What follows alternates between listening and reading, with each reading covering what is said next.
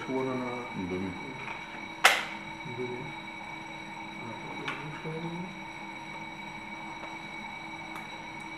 Maar dat is wel handiger, want bij Piet moet je een stuk uitpakken. iets uitpakken en dan...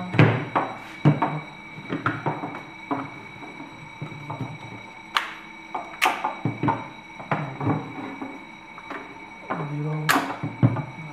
We zijn vertrokken. Dat is inderdaad.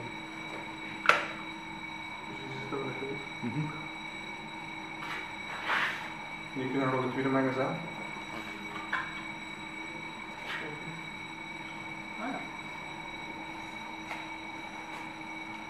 Dan kunnen we dat magazijn ook snel aanhaken. Ook. En dat blijft dit staan, doe dat wat vallen. Maar ik heb een Red Dot besteld, maar ik heb hem nog zo'n Bushnell Trophy TRS 25. Ja, Dat is misschien een aimpoint natuurlijk, maar een aimpoint, ik kon geen €600 uitgeven om een Red Dot. Maar van de budget zal ik zeggen is dat... een Simon opstaan. Ja. Ook goed. Maar dat is zo'n model zo met zo'n raadje zo. Ja. Deze is een volledig, allee, moet ik zeggen met een tube. Ah ja, Dat vind ik schitterend. schitterend. Dingen. Dus dat is natuurlijk goesting. Ja, Ik weet dat dus aanstellen, 5 verschillende posities.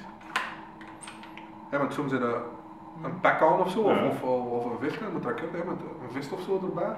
Dat komt gemakkelijk uit aan. Dus dat kun je aanpassen, de rest kun je ook gewoon dicht gebruiken. dat is ongeveer te vergelijken met wat Piet heeft. Zo.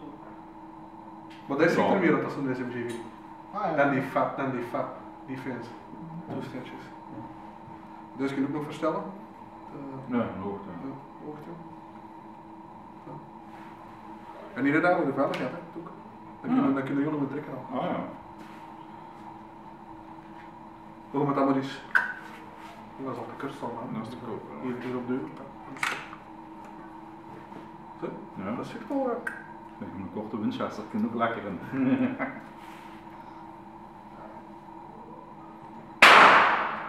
Zo. Dat hebben we dingetjes zo.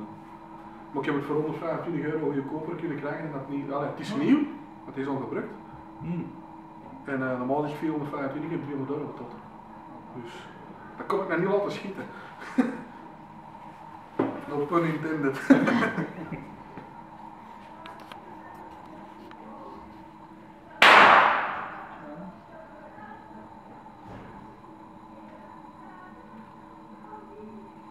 Nee, dat van Piet zwaarder is, hè?